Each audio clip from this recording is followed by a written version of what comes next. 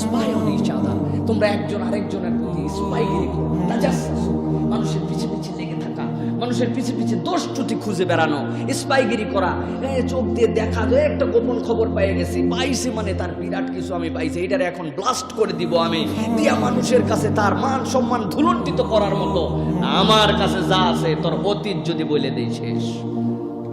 ঠিক না ভাই?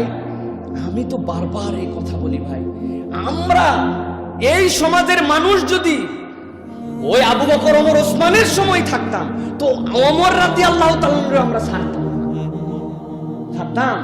ওমর খুব গরম গরম ফতোয়া দিচ্ছ, এখন জজবাওয়ালা খুতবা দাও, তোমার চরিত্র আমার জানা আছে, ভিডিও করা আছে, সিসি ক্যামেরায় ধরা ছিল, ওই কাবার চত্বরের কোণার থেকে একটা সিসি ক্যামেরা ছিল, জাবালে আবু কুবাইসের কোণায় একটা সিসি ক্যামেরা, তুমি তলোয়ার নিয়ে নবীজিরে মারতে যাচ্ছিলে, তোমারে চিনি না, তুমি আবার গরম মারো না।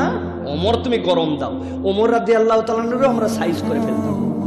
কে এখন আমরা মানুষের অতীত নিয়ে ঘাটাঘাটি করি কিনা? একটুতেই বলি সব ফাঁস করে দিব। প্রত্যেকের আমাদের অতীতের মধ্যে দোষ আছে, আছে কিনা? প্রত্যেকের আছে, কেউ আমরা পারফেক্ট নই। এই অতীত নিয়ে আমরা ঘাটাঘাটি করে মানুষের চরিত্র, কোনো একটা মানুষ অনেকদিন আপনার কাছে ভালো, কোনো একটা কারণে খারাপ পাইছেন মানে পিছনের সব তার চরিত্র খুঁজে খুঁজে বের করতেছে আর মানুষের কাছে বের করে দিচ্ছি। আচ্ছা ভাই, কোনো একটা মানুষ গুনাহ খাতা করতেও পারে, সে যদি স্বীকৃতি দেয় যে আমি নামাজ পড়ি, আমি তাহাজ্জুদ পড়ি, আমি তার উপরেই থাকি না, তার অতীত খুঁজে তার অপমান করে আমার কি লাভ?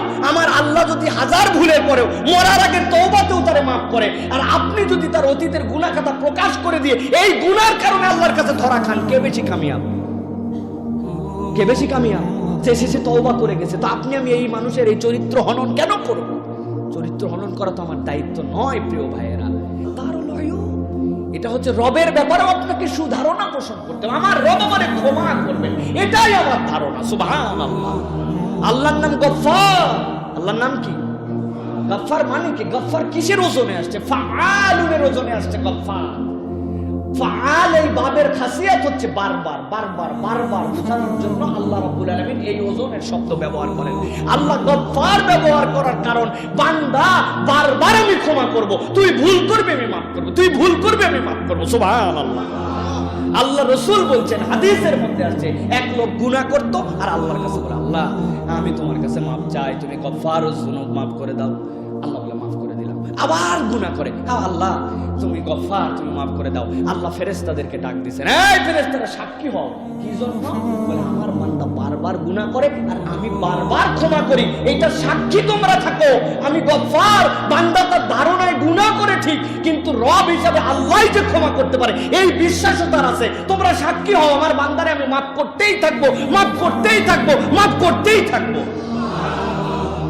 ইনি হচ্ছেন গফফার। বারবার যিনি ক্ষমা করেন তিনি গফফার। গফুর ক্ষমাকারী, গফফার বারবার যিনি মাফ করেন। এই ফেদটা আল্লাহর উপর থাকতে হবে, এই ভরসাটা আল্লাহর উপর থাকতে হবে। কেমন করে এই ভরসা পয়দা হবে? আপনি মানুষের ব্যাপারে খারাপ ধারণা করেন, আপনি মানুষের ব্যাপারে কোনো পজিটিভ কিছু ভাবেন না, খালি নিজেরটুকু পজিটিভ ভাবেন, আমার আল্লাহ আমারে মাফ করবে আর কারোই মাফ করবে না। কে আপনারে বলছে? আল্লাহ খালি আপনারাই মাফ করবে। কে বলছে? আপনার আল্লাহ আমার আল্লাহ আমরা কিনে নিছি নাকি? আপনার আল্লাহ আমার আল্লাহ রে? মুসলমানের খালি আল্লাহ না, নামাজির খালি আল্লাহ, গুনাহগারের আল্লাহ না।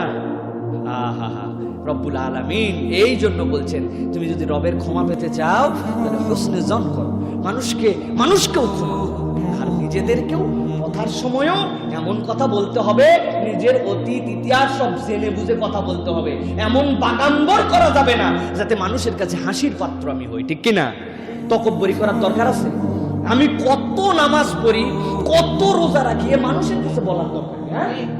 হ্যাঁ, দরকার আছে বলা? এগুলো ফখর, এগুলো জানানো প্রকারান্তরে, এগুলো হচ্ছে লৌকিকতা। এটার থেকেও বাঁচতে হবে। রিয়া এটা একটা শিরক। রিয়া শিরক, লোক দেখানো আমল শিরক। বুঝছেন না বুঝেন নাই? লোক দেখানো আমল শিরক, এটা হচ্ছে শিরক আসগর। এটা একটা আমি লোক দেখাচ্ছি, এমন সুন্দর করে নামাজ পড়তেছি, কারণ কি? এখন মসজিদে ডানে একজন আছে, বামে একজন আছে, পিছনে আছে, সামনে আছে। আমি যদি এখন রুকু সিজদায় বেশি সময় না দেই, পাবলিক কি বলবে? আপনি আল্লাহকে দেখাচ্ছেন না, দেখাচ্ছেন কারে? জনগণ রে। রিয়া। তো সুতরাং আমি এমন কথা কেন বলি? রিয়া কেন দেখাই আমি? আপনি নামাজ পড়েন, আপনি কালাম পড়েন, কথা, এটা পাবলিকলি বলে আপনি কি বুঝাতে চান? গুনাহ করলেও সাথে সাথে তওবা করতে হবে। আর তওবার মানে প্রমিস করছি আল্লাহ, দ্যাট ওয়াজ মাই মিস্টেক, এখন আমি তোমার কাছে প্রতিজ্ঞা করছি in future I will not do that, আমি এটা করব না। এই প্রতিজ্ঞার নাম হচ্ছে তওবা। এর উপরে ইস্তেকামত থাকার চেষ্টা করব। আবার মিস্টেক হয়ে গেছে, নো প্রবলেম, আল্লাহ গফফার, আমি আবার আল্লাহর কাছে বলবো, আমার আল্লাহ আবার মাফ করবেন। সুবহানাল্লাহ। দুনিয়ার সব কিছু সসীম, আমার আল্লাহ অসীম, আমার আল্লাহ অসীম, তার দয়া অসীম, ক্ষমা অসীম। আমার চিন্তার যেখানে শেষ, আমার আল্লাহর দেওয়ার শুরু সেখান থেকে। সুবহানাল্লাহ। এই ফিল নিয়ে আল্লাহর কাছে চাইতে হবে। কিভাবে হবে? দোষারোপ করা যাবে না মানুষে, এই মেন্টালিটির মানুষ হতে হবে। পরিচ্ছন্ন মন আমাদের তৈরি করতে হবে। আল্লাহ রাব্বুল আলামিন কবুল করুন। আল্লাহ